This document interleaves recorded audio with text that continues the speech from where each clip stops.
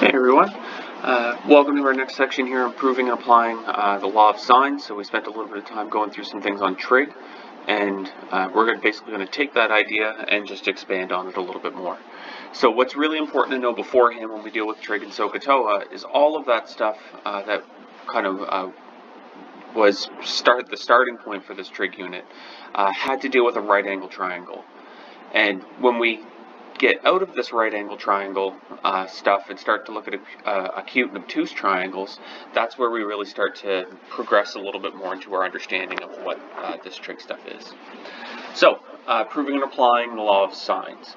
The first thing here that I'd like for you to try is to sketch a right triangle and label its vertices and sides, like label them A, B, and C, and then record the sine ratio for two of the angles. And then basically just what do you notice that comes out of it. So right angle triangle, label them A, B, and C. The side length that doesn't touch the angle will be the smaller letter of that angle, if that makes any sense. So basically if you had this be angle A, then this would be side A. If this is angle B, then this would be side B. And basically from there, record the sine ratio for two of the angles. So I'll get you to try that out, just draw it out, come up with the sine ratios, and then come back when you're ready. Alright, so if we were to sketch this out like this, then basically we know that sine is opposite, sine of our angle is opposite over hypotenuse. And so if this were C and this were little c, then we'd have opposite over hypotenuse. I'd have something like sine A is equal to the opposite, which is little a, over top of the hypotenuse, which is C. Okay, something like that. In actuality, really, we could have our triangle set up kind of like this, and using the same principles, I've come up with our two ratios for sine. So you can see here I've got, from angle B's perspective, I've got the opposite over the hypotenuse. And from sine C's perspective, that would make this one the opposite, and then still my hypotenuse. So sine B is equal to B over A, opposite over hypotenuse. Sine C is equal to C over A, opposite over hypotenuse. They just change based on the reference angle that you have. So what we're going to do is we're going to take a look at these two equations and notice that there's an A that's in common between them. So what I would like to do is I'd like to solve for that A for each one. So the first thing we need to do is to multiply by A on the top on both sides. Once I do that, I'm going to get A sine B is equal to B and A sine C is equal to C. And then after that, I need to divide A sine B by sine B on both sides, and divide A sine C by sine C on both sides. And so I end up getting this. Now, because of our transitive property, if A is equal to this stuff, and A is also equal to C over sine C, and A is equal to B over sine B, then that must mean that they're equal to each other. So that means that B over sine B is equal to C over sine C. And so this kind of starts our idea, or our understanding of the sine law. I have this ratio set up between these two terms. So what if we were to try an acute triangle? And will we still see this relationship happen? So since we can't use basic trig here, I have to draw up what's called an altitude. It's basically just a line going from angle A straight down. It creates two right angle triangles. And what we're going to do is we're going to label that altitude length H, okay, just for the height.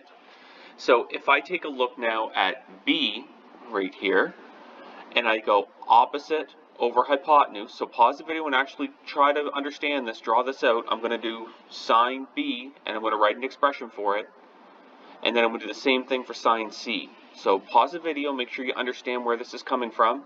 Opposite over hypotenuse for B, okay, sine B, opposite over hypotenuse, right? So opposite is H, hypotenuse is C, and then sine C, same thing. I've got opposite over hypotenuse. C is, the opposite is H, and its hypotenuse is B for that triangle. Now, I have the same setup here. Now I just have them equal to H. Okay, do you see how H is the one in common here? So I'm going to rearrange both formulas. So it says H equals. And then because of our transitive property, if H is equal to C sine B and H is equal to B sine C, then I'm just going to make them equal to each other, okay, through our transitive property. And then if I divide this one by C and I divide this one by B, I need to do that on both sides of the equation. And so if I were to do that, then I end up getting sine B over B is equal to sine C over C. So it actually works as well for an acute triangle the same way it did for a right triangle. What about the other angle, though, using the same setup? So the other angle now, I just need a different altitude, and my altitude in this case can be right here, right, going from C into little c, and then I've got my altitude, in this case, BH. But then after that, it's set up the exact same way. You see that I have A is equal to opposite over hypotenuse, so follow angle A down to that altitude, right? Make yourself this small triangle in here. Okay, I've got opposite and hypotenuse, and so I've got H over B. And then if I go back and I take a look now at the other way, taking a look at B instead, okay, right here, now I've got opposite over hypotenuse. So now I've got H over A when we're dealing with sine B. And then if I go through the same process again, solve for H, make them equal to each other, and then divide this by B on both sides, and then divide the other one by A on both sides, then I can see that I'm going to have sine A over A is equal to sine B over B. So really what I can start to see here is that we can discover what the sine law is. And the sine law is really just sine A over A is equal to sine B over B is equal to sine C over C. And since they're ratios, they can actually be flipped, and they can be with the letters on the top instead of the trig functions on the top. Both are correct because they're just trig ratios, but the top one really can be mostly used to find angles, whereas this one is mostly used to find side lengths. So either one can be used to find either angles or side lengths. It's just if you kind of use the angles one with the sine terms on the top, then you don't have to do any extra rearranging. Same thing if the letters are on the top and you need to find the lengths, that just makes it so you don't have to rearrange the formula much anymore.